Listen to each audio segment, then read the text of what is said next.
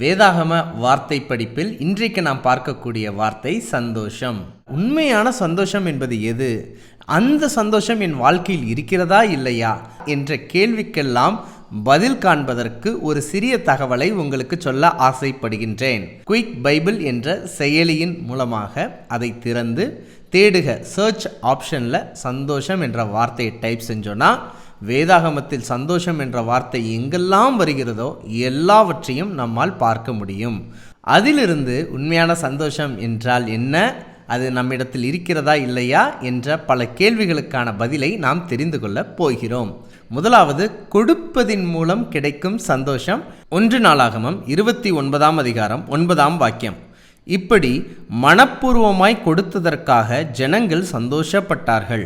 இந்த வசனத்தின்படி பார்க்கும்போது இஸ்ரவேலரும் தாவீது ராஜாவும் ஆலயம் கட்டுவதற்கென்று கொடுக்கும்போது சந்தோஷப்பட்டார்கள் என்று நாம் பார்க்கிறோம்.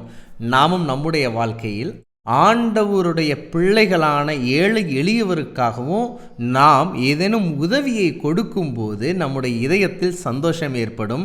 அப்படிப்பட்ட சந்தோஷத்தை, ஆவியின் பண்பை நாம் வெளிப்படுத்துகிறோமா என்பதை நாம் சிந்திக்க வேண்டும்.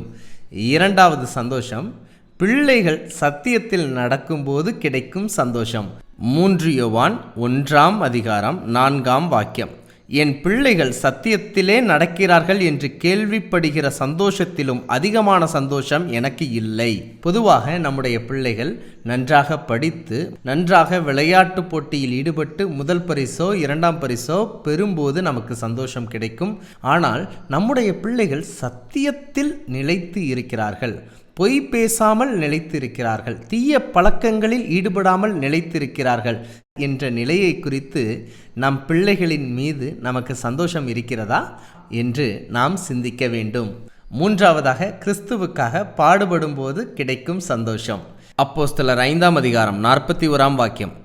அவருடைய நாமத்துக்காக தாங்கள் அவமானம் அடைவதற்கு பாத்திரராக எண்ணப்பட்டபடியினால் சந்தோஷமாய் ஆலோசனை சங்கத்தை விட்டு புறப்பட்டு போனார்கள்.